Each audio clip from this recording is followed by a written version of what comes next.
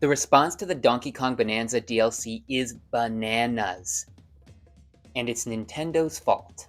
Here's the deal. I absolutely loved the base game and was caught off guard when DK Island and Emerald Rush was announced and shadow dropped only a couple months after its launch, but the context in which it was released complicates how it was received, including by me. And I've had a lot of fun with this DLC. There's a lot more to it than I thought there would be, and what's there is substantial, at least from a gameplay standpoint. There's even some very cool hidden features that I won't be talking about because this is going to be a mostly spoiler-free video. But the obvious question has to be asked, is it worth the $20 that I spent on it? To be honest, I was having a really hard time answering that question until I realized something.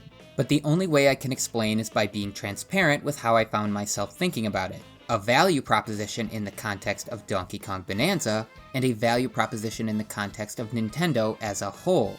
So let's talk about that value. When thinking about the DLC's contribution to Bananza as a game, DK Island feels like even more of an afterthought than Racing Layer. But then there's Emerald Rush, which is a deceptively massive inclusion to the base game. DK Island is probably what most people think of when they're rightfully questioning the price tag of this DLC. It's a very cool recreation of the classic world map with lots of neat little Easter eggs, but that's pretty much it. The zone is very small and visually dense, but there's no actual collectibles. No bananas, no fossils, honestly, there's barely anything to do. It's essentially a playground. A very pretty playground, to be fair. There is the Banandium tone, but that's something I'll let you experiment with or look up yourself. And for some reason you can move around the Kongs, which I'm guessing is for photo mode? With all that said, DK Island does have a very specific in-game purpose. It has 6 easy-to-access bonus stages from throughout the game.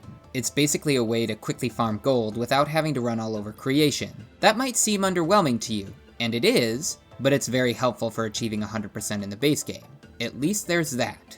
Emerald Rush, on the other hand, is the real meat and potatoes of this DLC. It slides extremely well into every aspect of the game. The level design, the destruction-based gameplay, the movement, everything, but especially the skill system.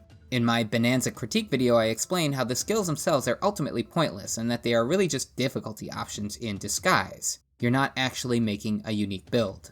This is completely flipped on its head in the DLC. All of a sudden, not only are you making a unique build on each run, you can push beyond the original limits on each skill, which can break the game in some pretty fun ways. And it's necessary to do so because this game mode gets really, really hard. I find myself struggling to make it through 10 rounds of a layer at level 3, and I'm not even close to unlocking everything there is to unlock. And there is a lot to unlock.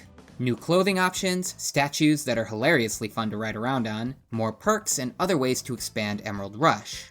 And despite the difficulty, I honestly don't even feel like a dodo bird, because this is meant to be very hard. Emerald Rush is extremely replayable, and the games aren't short either. They range from around 15 minutes to well over half an hour, and the highest difficulties could probably go above an hour. And the fact that there's a good number of layers that can be played on, and the fact that every run is different lends to a lot of variety.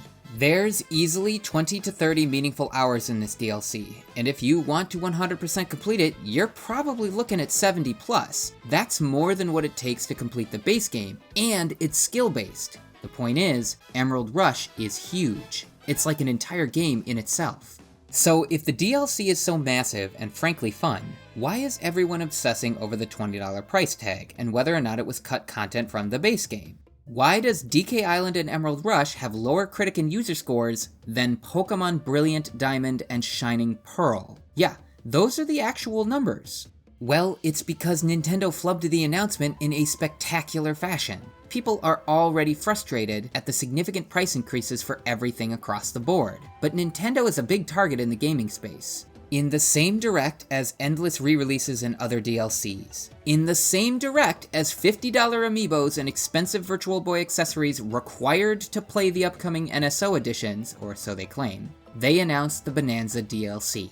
And how do they do it? They spend less than 3 minutes showcasing the DLC with the vast majority of the trailer showing almost the entirety of DK Island and only very early difficulties of Emerald Rush. Which is fine when trying to conceal big spoilers, as they should. but doesn't work so well when it comes to a score-based game mode. The trailer made Emerald Rush look like a minigame that was mostly focused on DK Island, when in reality, it's like an entirely new game. Here's how I, a random guy on YouTube with no experience in marketing and who is actually kinda bad at marketing his own channel, would have sparked more interest in DK Island and Emerald Rush than Nintendo did in their own trailer. I'll even try to imitate the voice. Poorly. Make completion of the base game even smoother by finding numerous bonus stages on DK Island and collecting heaps of gold. Encounter the mysterious Banandium Tone. Put yourself to the test on higher difficulties of Emerald Rush by starting without Bananzas. Plan your build and learn the best routes to shoot for the mythical V rank, which I'm not even close to achieving. There you go, 4 lines that would have sparked at least my interest in this DLC way more than the trailer actually did. And you might be thinking, 2 dens, if the marketing is so bad, why did you bother buying the DLC? And the answer to that is that I bought this DLC in order to make this video, because I was so skeptical that it would be worth $20. So what is my answer? Is DK Island and Emerald Rush worth $20? Yes, I think it is. I fully recognize that might make someone mad, and it's not popular to be positive about Nintendo right now, especially when it comes to their pricing and business practices.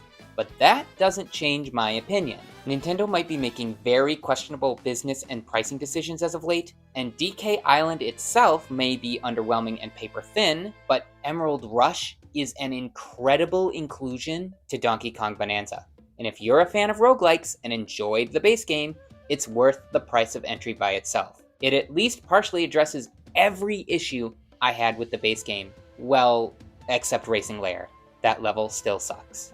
Hey, you made it to the end of the video. On screen is my full Donkey Kong Bonanza critique video. I'd be forever grateful if you could give it a watch. And if you've played the DLC, let me know the highest rush level you've cleared in the comments. Please consider subscribing to my channel if you've enjoyed this, and leave a like if you're willing. Thanks so much for watching.